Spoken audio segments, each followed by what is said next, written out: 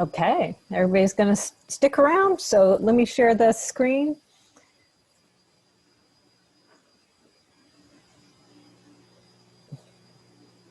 And Lisa, I just want to have you talk about it a little bit more because I'm not sure I want to do an inquiry with you. But I'm not quite sure what, but I can just feel this young man and your, well, maybe we'll do inquiry just to meet those emotions a little bit, but I think there's something else to do here. So we'll find our way with it. Okay. Tell me about him and what are you feeling about him? I feel this huge amount of responsibility. From the moment that I saw him, I mean, when he got in my car and tried to drive off, and I tried to stop him, and he looked eventually after I was trying to get him out of my car, yelling at him and trying different things. When he looked me in the eye, I saw that, first of all, it was the closest I had been to a human being since COVID had started months ago. And I saw his face, and I saw like a swollen face of a teenager who eats tons of Doritos and soda and probably hadn't eaten something all day and was super, super spun out on meth. And I saw his eyes, and his eyes tried to meet my eyes, but they couldn't because he was where he was, and he couldn't make sense of the fact that there was a human being in front of him, and he couldn't stop himself had he needed to harm me, and he did have weapons. So I'm still aware of this very wounded young man, barely an adult, who will be tried as an adult for many years of really poor actions and choices, and who has a really shitty dad model. The police chief said to me, if there's any way you can possibly avoid interacting in any way with that family ever, I recommend you do. So that's what I'm aware of. And then I'm also aware that I have no idea when I'm going to be able to use my hands again. And the way I use my hands, I have no idea what's happening with my stomach and the PTSD being stuck in limbo with survival. That got reset off a couple weeks ago because I have an automatic car starter in my pocket, and I didn't know it starts my car. And so I went and fought whoever was in my car at 6 a.m. who started my car, and there was nobody in my car. And it was me fighting myself. And so I feel like this crazy person. Yeah.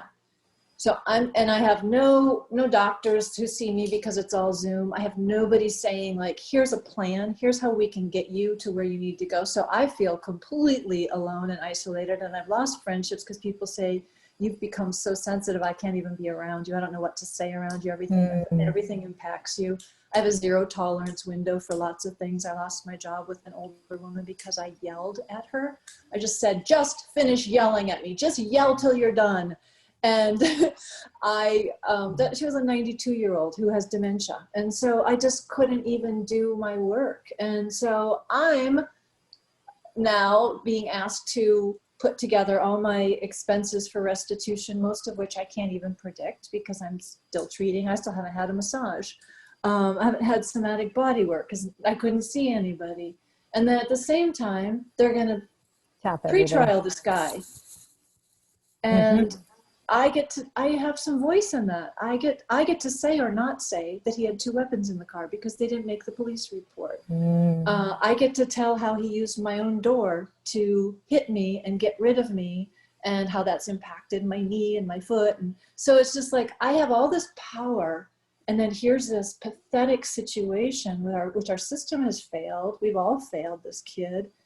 And what's he going to do, go to prison? And then here I sit and listen to these groups that work with prisoners on mindfulness. So it's like, what am I going to do? Help send the kid to that situation? You know? And yet, is he still completely on meth and fucked up? Or is he, is he really going to get help? I don't know. Okay, sweetie. I just let it rip and just got it all down, right? So we are going to do inquiry, and we're just going to meet all of it step by step. And anybody else, just remember, process it out. These are nice too, butterfly hugs. You get either side of you. Okay, so first off, I'm just gonna rattle this off and I'll pepper it with various things, right? And you may find your own verbiage, but just we're acknowledging, right? When welcoming might be too great a stretch, obviously, but we'll try those words. But is meeting, welcoming, seeing, I mean, it's the reality. You were carjacked, right? So the first thing with the carjack, I'm taking notes for you. Don't worry about notes, hon. Okay. Yeah, I want you to be in you and be in body, because you're going to Okay. have to interact with this. So if you can see it, carjack, that's the first thing I'm going. So you inside, carjack, I see you. You're welcome here. Responsibility. Ah, there you are, responsibility. Feeling responsibility for this guy. Care, right? In a way, this is love. What a big heart. Heart is showing up there. Heart for this human being, this wounded young man. So heart and care, yeah, you are welcome here. How sweet is that? You're carjacked with 2 weapons and hit with a door, and your heart still is carrying responsibility and care about this young man. From the shitty dad model and all the stuff, you know, he's known to the police, he's on meth, and your heart goes out. Deep, deep bow to heart. Oh my goodness, to heart and responsibility. How incredible. Oh, we're also going to welcome, hello. I mean, he was there. He was in your reality. It's true. So wounded young man. At the soul level, he's welcome here. You guys were brought together, right? At the personality level, maybe not so much, right? The personality level is going to be authentic. No, no, thank you, right? But there's some authentic yes going on here because it showed up. And it doesn't mean it's a punishment, but this is an interesting thing that a spiritual person like you is working to have this rendezvous happen. So, yeah, wounded young man showing up. Hello, you are welcome here. You are here. You have a shitty dad model. You're going to be tried as an adult potentially here. You're on meth, so you got a lot of problems, kid. Yes, yes, yes. PTSD, totally understandable. Yes, you are welcome here. This is a very challenging situation that the body, mind, and spirit is going to react in different ways to, and PTS is totally understandable. PTS, you are welcome here. It's trying to cope, it's trying to figure it out. It's got so much to work with. And it's on the heels of other things, and it's in the midst of 2020 for Pete's sake. Oh, your nervous system. Oh, PTSD, you are welcome here. And oh my goodness, the hands, you're an artist, you're a maker. So the worry and concern about the hands is totally legit. Oh, hello, precious hands. As they, you know, here they're even holding your head, holding your sweet face. Hello, precious hands. The PTSD with the pocket starter, and then you having a reaction, a PTSD reaction, a re-triggering and re-traumatizing. Yes, yes, yes, of course, nothing wrong there. That is welcome. Totally makes sense that the body responded that way. Are you a crazy person? No. You're a traumatized person. And this is what the body does when it has reminders, right? Sounds, scents are particularly powerful to the nervous system of re-reminding, right? Revisiting. Everything's working there. That whole body system is actually working because it hasn't been able to process this yet. So it's stuck and it's doing its thing. That's normal. That's what it does in these circumstances. No, no to crazy person. No, no, no. But it would be understandable why part of you would sum it up that way. And the lost friends, because the sensitivity, right? And people are going to have different thresholds. Everybody's taxed right now, but different thresholds, different awarenesses around trauma and around emotions, right? Probably a lot of those people have their own trauma and it's triggering them. So understandable that they would pull away. Not great. We don't like it. No, no, no, right? People need friends, but yes, yes, yes, makes sense of why that's happening. No, no, no to the doctors. Who likes being alone? Who likes being in 2020 where you have to do all your medical stuff through these silly things, right? No, no, no to that. Like, we agree with you. We don't like no doctors and we don't like being alone. Yes, yelling yes at a 92-year-old. Aw, but yes to yelling. You're not an Autotron. The nerves are going to get down, the trauma's activated. You've got so many things you've been through, and 2020 is in the midst of all of this and everything that's doing with the collective. Oh my goodness, you yelled. You horrible person. Who has not yelled? Not me. I beat and flog myself when I do it too. I should be a saint. I am not. Yes. And sweet 92-year-old in dementia, she's probably not going to remember it. And people in dementia, they do all sorts of crazy things that are very taxing and trying. So I'm going to assume, knowing you, you're usually able to handle that whole range of things. That's a very trying situation and role to be in. Susan's in healthcare. I know she can advocate for that, right? So to me, that'll, yes, yes, yes, understandable that happens. And we'd also agree, yes, yes, yes, we don't like it. We don't like yelling. We don't like losing our cool. We certainly don't like doing it to a 92-year-old. However, totally understandable. You're not a machine. You've been doing incredible. If you've just been yelling and that's it, that's pretty incredible given everything that's been happening, because I know there's more beyond this particular situation. Now we go to expenses. Damn right, can't predict expenses. So that's okay. Yes, yes, yes, it's a drag. We don't like it, because if we're going to go through this arcane justice system, we have to tally expenses. You've already been through something similar where you had to tally. You had resistance to that too. You eventually got through it. So it's okay. There's resistance, understandably, around these expenses, and you can't predict them. Yes, yes, yes. We agree with you. You're right. You're right. It sucks. Now, voice. There's probably a whole lot here about using voice. You're right. Using our voice is an interesting, tricky thing to navigate at the best of times. But in this particular situation, your voice is important and carries a lot.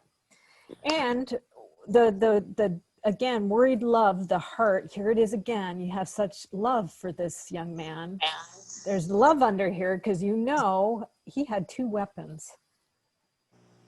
And he used that damn door to hit you with. So there was a lot of violence. There was a lot of threat. There was a lot of, I'm not a legal person, but I'm going to guess these are obviously breaking of laws, right? So this is very serious. And you are somebody who is aware of the prison system and somebody who likes to do like mindfulness work and stuff and all that good rehabilitation stuff. So again, you have a huge heart of working with prisoners and caring. And so this feeling of caring, oh my goodness, all this power, I could send him there.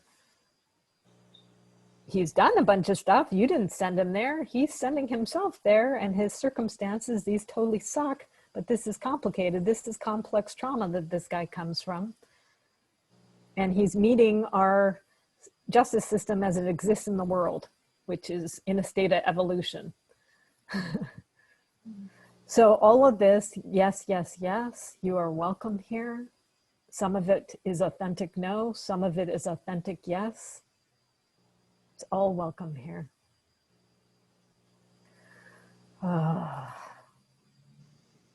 Feel my nervous system settling as I go through all that and meet it. Just see what happens. As I was doing that, I could see you, so I could see certain things are landing and there's a softening and shifting going on in the energetic.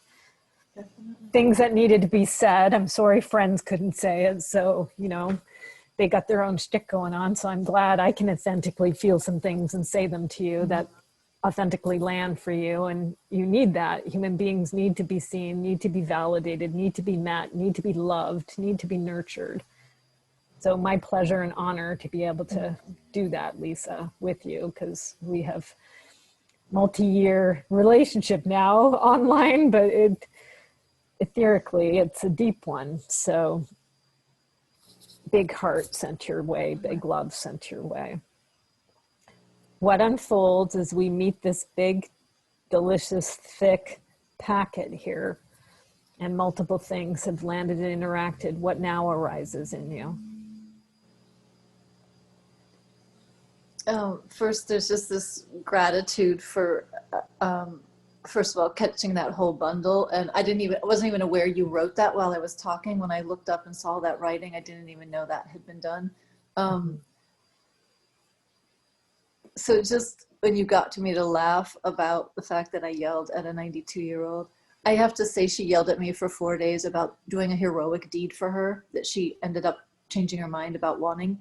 And so it was just so funny that you were just like kind of naming it as it was, because yeah, I just yelled at her, and I yelled at her and I said, just keep yelling until you're done. That's what I yelled. So I was encouraging her to keep yelling at me. Process it out, get it over, get it out. Yeah. It happened to be on camera, and within 1/2 hour, her entire family was at the door asking me to leave. So it was incredibly shaming. Okay, so let's meet that. The whole family. Good. Luckily, I don't know that it was on camera, but I just know the family was there. And I went out and I said, hey, listen, you're walking into something I just want to share with you. I just yelled at your mom. I said, I am not happy with my behavior. I said, I just really have had it about this whole situation of, you know, blah, blah, blah. And they said, we understand. We deal with our mom. We deal with this all the time. We're here to straighten this out. And I said, do you want me to stay or do you want me to leave? You don't need to be here. And so basically I know what the yelling was okay. And I know it was the best, you know, that was better than my options of walking out on her and really shaming her. Cause she got really quiet. So they were actually okay. It sounds like. Yeah, they were all okay. And they asked me to come back. Ah, okay. One of them asked me to come back and the other one fired me. So they were one divided. of them was very difficult to work with and the other ones were delightful to work with. So, okay. And I couldn't say no. So it was just as good. I got fired, but anyway, it was a hard way to go. I wouldn't choose that way again. Yeah. Okay. So let's meet that. So let's meet the ones who understood. Most did, except for the one who's difficult. So just the bowing to them and the recognition of them, of understanding and actually wanting you to return. And then we go to the one who fired you, the challenging one, right? And who lost her 18-year-old son in Iraq and hasn't healed and has an incredibly wounded life. So she's missing the 18-year-old that I'm capable of putting in prison. So it's isn't it interesting? Yeah, there's an overlay and pattern with 18. So that's come up. I just got goosebumps.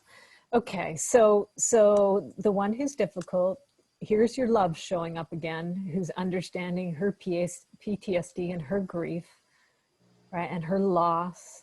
So we're bowing to that. We're bowing. Our condolences. We're sorry for the loss of your son, and to the son, we wish you well in your path, and to your service, and to everything that brought you there, and the loss of your life. And may you continue along through that mystery as you cross the veil and progress. We send light and love and assistance to him and his soul. And same thing to his mother. What a thing to be through. And also we bow to the synchronicity, the pattern here of 18-year-olds. 18-year-old young guys getting themselves into situations. I'm working with a 35-year-old vet right now, and we've done a lot of orphan rescues of his 20-year-old soldier self who went to Iraq. So, and losing 6 comrades in the field. So I can feel this deeply, this young man. Oh, all those young men stuck in systems. And you wanted to leave this situation, and you couldn't, because you got the codependent helper thing in you, and it's hard for you to say no. You couldn't say no. So part of this is manifesting this situation, which gets you out of it. So with just a bow to the couldn't say no, and the bow to it saying no for you. So you got your no. Yeah.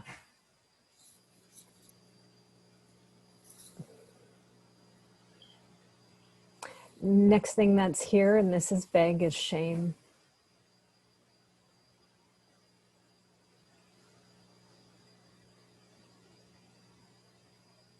So meeting shame. Something's going on outside where it's a lot of noise, but it's okay. It's not my car getting smashed. I think they're throwing stuff off the roof of the store. They did it yesterday, so I think they're doing it again. So shame. Shame's a big one. And so here's a way to enter into it. There's individual shame, and then there's archetypal shame. Human beings encounter shame throughout our lives and throughout the whole journey of human progression, right? There's a lot of shame over the story of the human species. So you're welcome here, shame. We don't like it. It sucks. But shame, you are welcome here. It's part of the human experience. Lisa, understandably, not great that she's feeling shame, but it makes sense. And it's connected to a big thing in the human species around shame.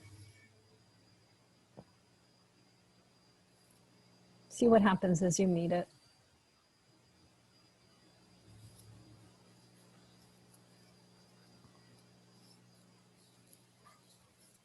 Two things happened. One, I felt like super curious, like I could feel right up through my diaphragm. Like it was almost like a little walrus or a little sea animal kind of like coming out of the water.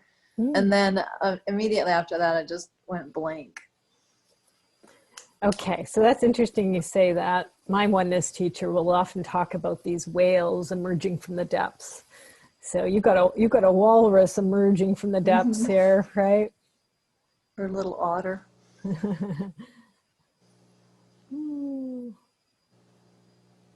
I'll look it up later. That's perfect. When in doubt, label, right? So here's a little walrus showing up from the depths, and then it pokes back down again, right? So just a deep bow back to this. It's huge. It's archetypal. And this shame thing, it's within you and it's within the human species. It's deep, right? It's like that analogy of the iceberg, right? The point of the iceberg is all we see, and there's this big stuff underneath, right? This is subconscious. We're talking here into the depths. So hello, big species, big mammal, big thing showing itself and emerging out of consciousness in the depths of human species and your own psyche. You are welcome here. I see you. You poked up. I see you.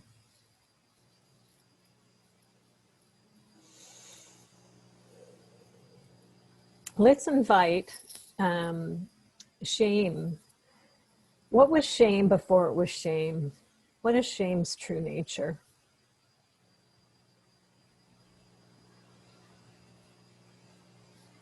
Shame's a coping mechanism too. What was shame before it was shame? What's its authentic nature? Just like the fear has worried love under it. Oh, it's just wanting to do good. Just wanting to be okay. Just wanting to do the right thing. Yes. Want to do good. Do the right thing. Yes. So that's all it is underneath there. It got a little twisted and contracted, but it just wants to do good. It wants to do the right thing. Yes, yes, yes. You are welcome here. Invite it to expand because it got a little contracted into the shame thing and it forgot that it's this gorgeous stuff about doing right and doing good, right? And it's so heart and it's so light. So invite it. Oh, sweet you just got a little contracted. That's okay. That's okay. Invite it. It knows how to move and expand if it wants to. So as you extend the invitation, just see what happens. And you might feel it in your somatic. It I might. so feel that. Where do you feel it? Yeah. I feel it right now. It's through the edges. I've got the hair standing up on my body, and it just feels as if I just became as big as this kitchen island. You did. You did. So go with that. Yeah. Yes, yes, yes. It found its way. Beautiful. It found its way to expand. Yes, yes, yes. Coming as big as the kitchen island, and I see your arms coming out and expanding too, right? And that's this big heart of wanting to do good, do the right thing, rising up from the shame into your true nature of caring and love and being of help and assistance. Yes, yes, yes.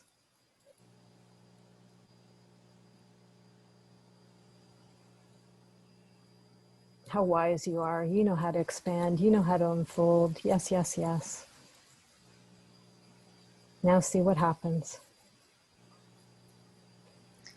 I'm just so distracted by the little heart on top of the what looks like a profile and a little nose.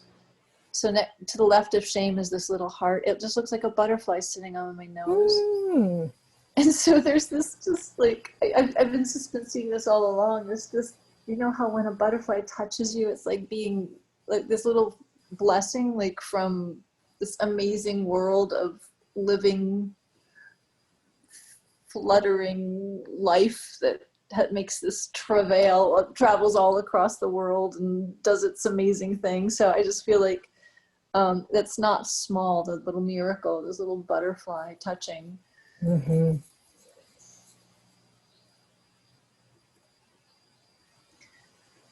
Travails and travels.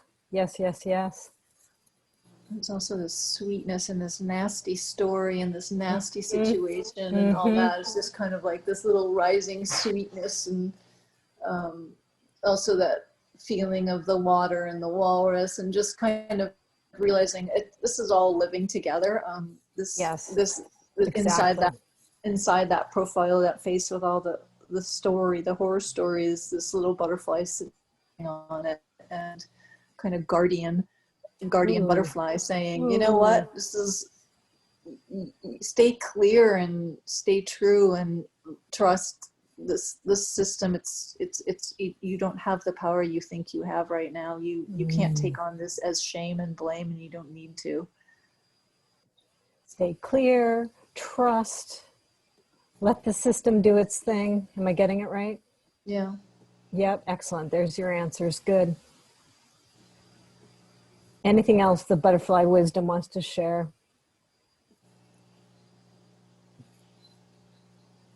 I mean, also it's just numbers. Just drop the little numbers down. Just put them down. Don't get it caught up in what you think is right and wrong. Just put them down and let them have them.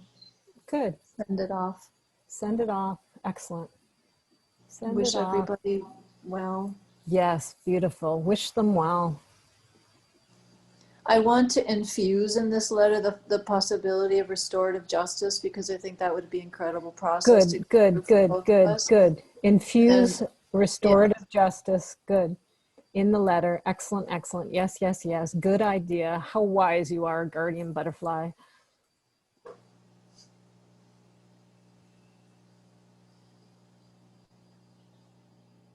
So wise. It's getting it all down for you. Beautiful.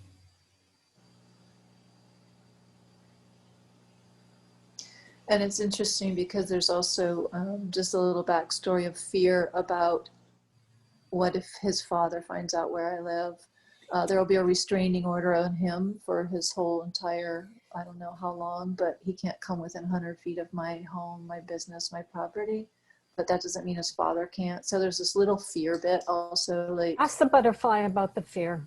So that's okay. It's totally understandable, and I'm glad it came out. So fear, and you're welcome here about the worry about the father, given what the police officer said. So what's the butterfly say? Butterfly says, if that's really true, you can relocate, and Okay. you can be compensated to be somewhere safe. Mm-hmm. Okay. Compensated to be somewhere safe. Good.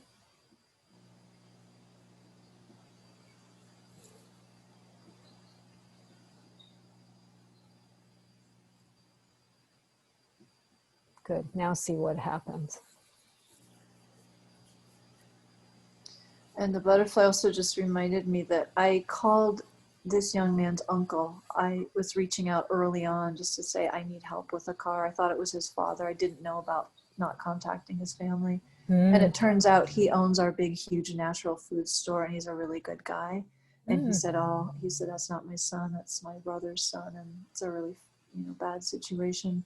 And then I asked him point blank, I said, should I be in fear for my life? Because I am right now. And he said, I've known him for 18 years. I wish I had been a bigger presence in his life, but I can tell you the greatest danger is him to himself.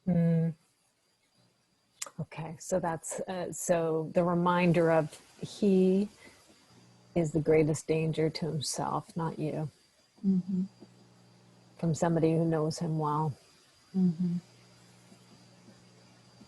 Bow to the uncle. Being a good guy and being able to have a conversation with you and give you some glimpse into things.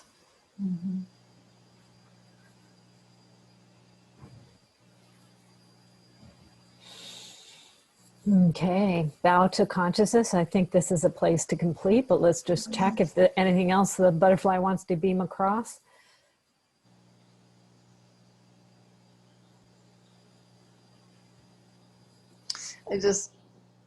So much freedom of the butterfly. I'm in a place where there's a lot of butterflies right now. They're just having so much fun. And I feel this wistful, a little bit of envy, like that levity and lightness of being that butterfly. And it doesn't feel that far away right now. Oh, good. Good. And freedom exists all around us, and it doesn't feel that far away now. Yay. Yes. Big bow to that. Beautiful. Nice satsang. It's really quite amazing that right now, just what I'm feeling, just from that sense of expansion into the island size. And I'm almost just like, I just feel humored and delighted by the shift and just holding some of these pieces that I've been holding so tightly and down and contracted with the shame. So thank you. Oh, my pleasure. Really, thank you. Very welcome. Gorgeous satsang. Wonderful to be of service. Thank you, Lisa. Thank you so much. Really. Yeah, you're welcome, honey. I'm glad I could assist. All the best with this. You've got clear steps, so you know what to put in the letter, and jot down those numbers and send it on off and take care of yourself. And there's a system in place to support. Good. Good butterfly. All right. Thank you so much. You're welcome. I'll get the map to you. Okay. I'll do a little color in and send it off to you, so you'll get it, and it'll get posted up on the page too eventually. Okay, that's what happened today. Ciao, I would love to work with you at another time, given what you brought forth.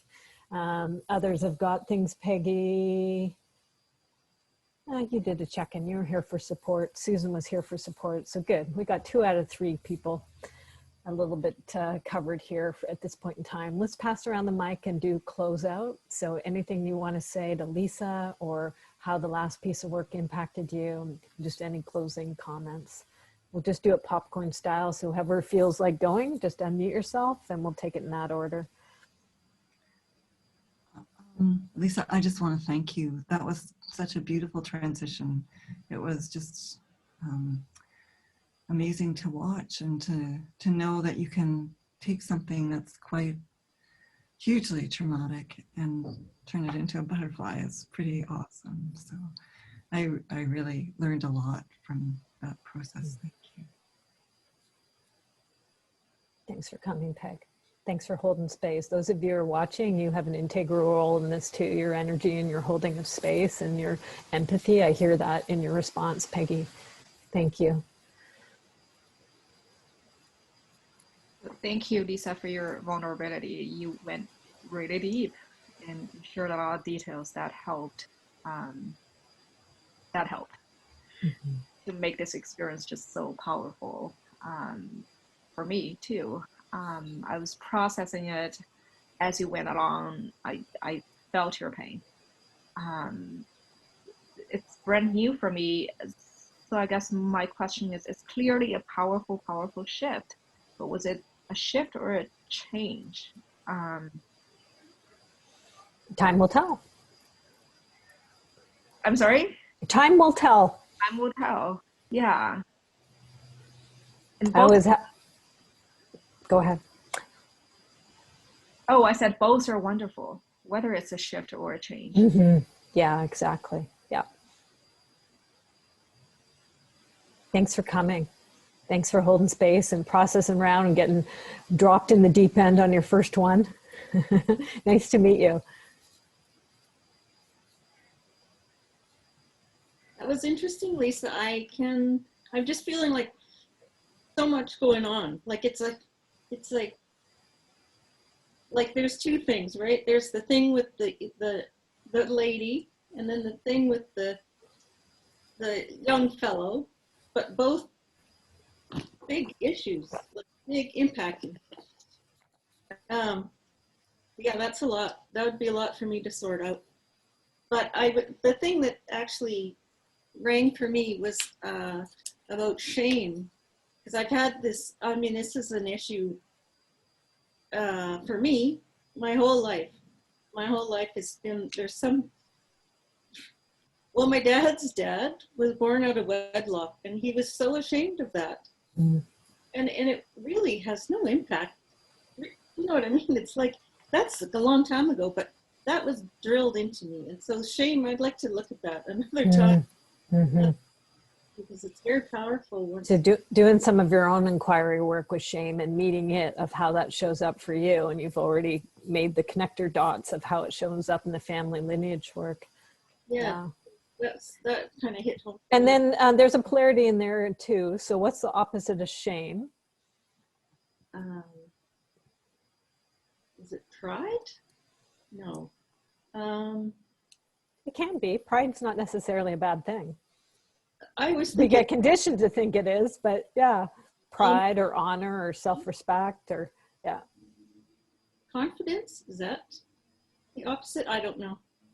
Poke around it. You can try multiple ones, but there's an opportunity to do a polarity square on that, Susan, if you care to, because it's connected in for you with some powerful stuff. So that would be my suggestion. The process of a polarity square would be one place to access it. Also, there's orphan rescue would be another way to access it. You can't, or you can't rescue your father's orphan, because that's his business, but you can rescue the orphan within you that internalized it, that took it on. And you can go and meet her and dialogue with her about it. And it might show up in different ages. So there might be a child aspect, a teenager aspect, an adult aspect, or it might just be one, but you'll know as you meet it. And you know, the rescue protocol, sometimes they do get rescued, but sometimes it's just a matter of having a talk with them and setting them straight. And then the timeline continues on, you know, with that talk, with that new information that they don't need to be rescued. So you'll see when you encounter whichever aspect or aspects of yourself it's about, you'll just play out the protocol using your own, you know, skills and ability and intuition.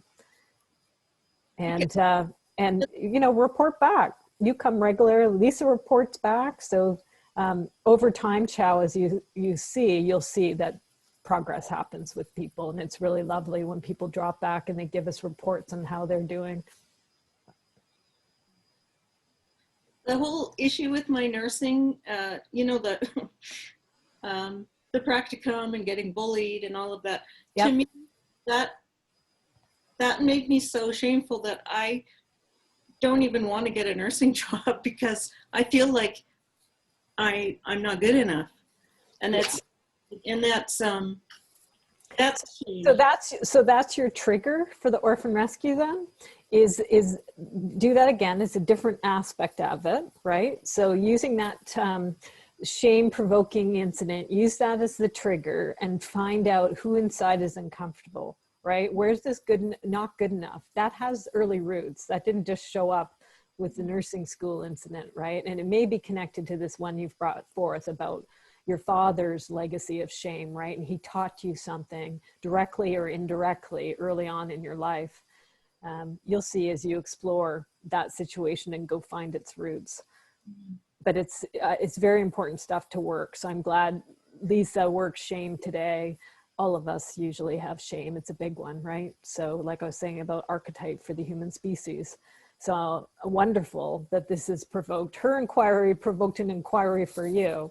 And there's homework if you care to take it, play work, whatever, right? Deep work, to explore that shame residue from that incident. Yeah. Mm-hmm. Yeah, that's good. Okay, cool. Lisa, anything you want to say to close out? Oh, you're unmute. As Susan named her father being born out of wedlock, I just thought of how many hospice people I've been with at the end of their life who had that thing they needed to get off their chest, and how tiny and insignificant when it was finally said. I mean, an outsider looking at it would think like, oh my God, all that terror and horror and shame and contraction for that. Yeah. And I also want to just people where that was so up in their programming and in the cultural taboos. Yeah, what a shame to hold that all that time. Wow. Yeah.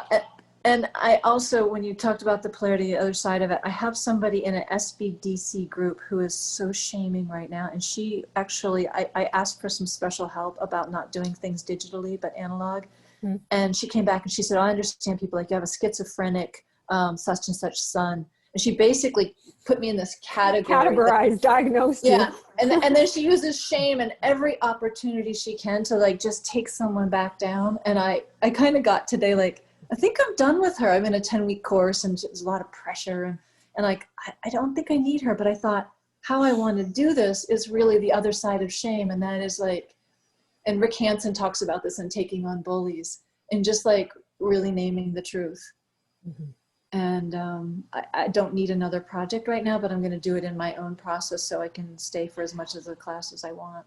Well, and you may be able to also, that could be the trigger, right? The incident that you do an orphan rescue on, because even though you're working out of it, it has got its hooks in you. She can't make you feel shame, but you bit the bait, right? So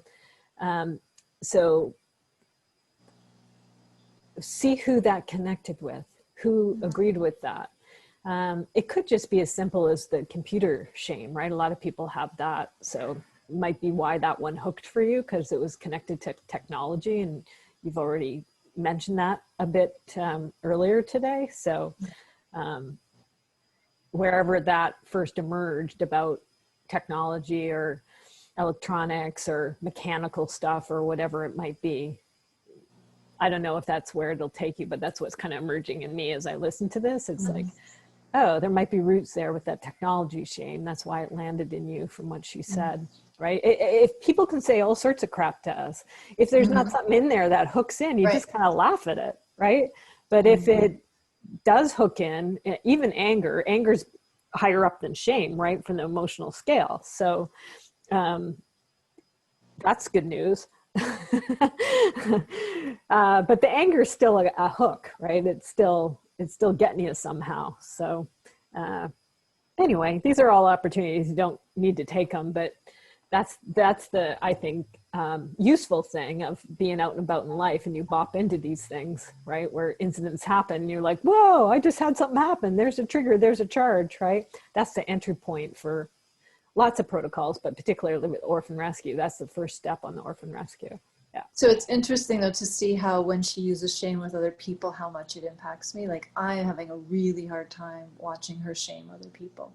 You know, it's And- almost like my piece wasn't bad. I could keep doing this, but watching that continually is just kind Well, of like, and let's agree with that, because it's abusive. So, you know, somebody should be nixing that, whoever's running that group, or this might be too, is voice, right? So as you work at it, if you work the orphan stuff, that's going to take some of the reactivity off, so that if you do choose to use your voice and to clamp back on the shaming and the abuse, you'll be doing it in a different way. The orphan won't be mixed in there because you've taken care of the orphans, right? So it's going to be pure anger, like pure respectful, you know, anger's there for a reason. Anger's not all bad, right? Like there's righteous, true, pure anger, not toxic. We get kind of programmed, and there's a lot of toxic anger, but it exists in human beings because it's an authentic no.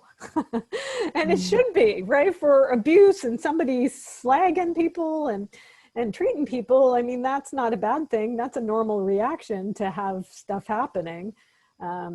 Anyway, so yeah. spot on. Thank you. Yeah. Wonderful to be here today. Thank you so much. You're very welcome. Bye-bye. See you. I'll figure out the next one and we'll send out the notice. Bye for now. Bye, everybody.